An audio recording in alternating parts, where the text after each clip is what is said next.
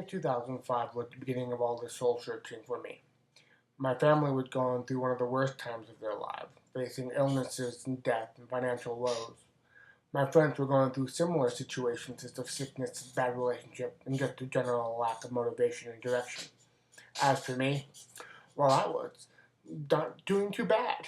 In fact, if you were to take out my surrounding circumstances, I was peachy with a side of keen.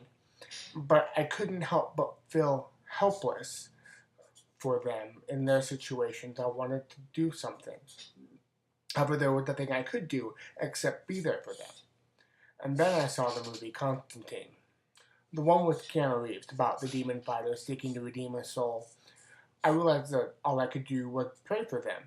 Yet I couldn't, because I had left Christianity 2.5 years before and fell into a circle of drugs and parties and pretty much any horror scenario that Christianity had presented prior to my leaving. But what I did was irrelevant. It's not the point. The point is I wanted to help and I needed to stop because I knew that God wasn't hearing my prayers.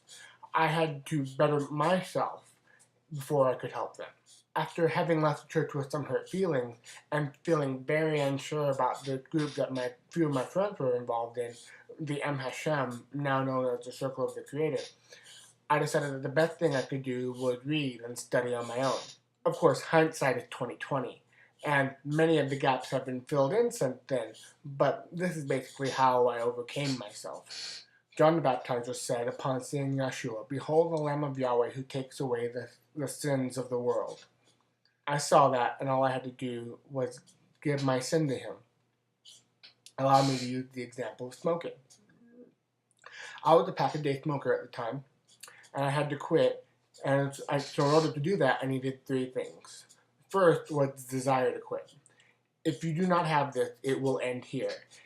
You need to want to, or else you won't. Second, I needed help for a structure and accountability, for self-discipline, so that I would be able to see it through. Thirdly, I needed something that only Yeshua himself could give me through the breath of Hashem, and that was the free gift of, wait for it, grace. Yeshua did not come to give us salvation. He came to give us grace, that supernatural empowerment that ultimately will lead to salvation. James says we have to work out our salvation with fear and trembling. Paul says, imitate me as I imitate Yeshua. And even Yahweh commanded, be holy as I am holy. The saying in Christianity goes, we're not perfect, just forgiven. Just from reading those 3 lines prior, forgiveness is great, but perfection is expected. Had Yeshua been born of God, perfect in every way, unable to sin, then what hope would we have to be holy as he is holy, seeing as how we're human and we sin every day and taking every opportunity to do so because, well, that's our nature. However, if Yeshua as a man attained perfection, like Paul stated in his final letter, that Paul, had achieved and attained the crown, and we, only by striving for the grace and working out our old nature, can literally become a new creation without the curse of sin.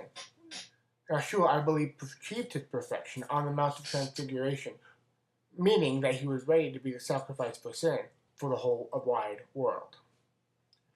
Christianity has stated 2 opinions on this matter. The first is once saved, always saved, but that doesn't account for why names get blotted out in the book of life. The second says that man receives the salvation but can lose it. I and those whom I fellowship with believe that mankind is not given salvation, but rather it must attain it through Yeshua's sacrifice. Yes, we must earn our salvation. Now, put down your stones and hear me out, because you're coming from a different mindset than I.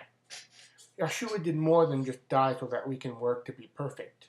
He died to bring reconciliation to the entire creation. Remember, he is the Lamb of Yahweh who takes away the sins of the world, not just the sins of those who serve him, and not just those who have prayed the sinner's prayer. The whole wide world. It was a hard truth for me to face too, but this is what converted me. However, not without a fight. I discovered that all creation will return to the Father in one of 2 ways, but both ways are very, very painful.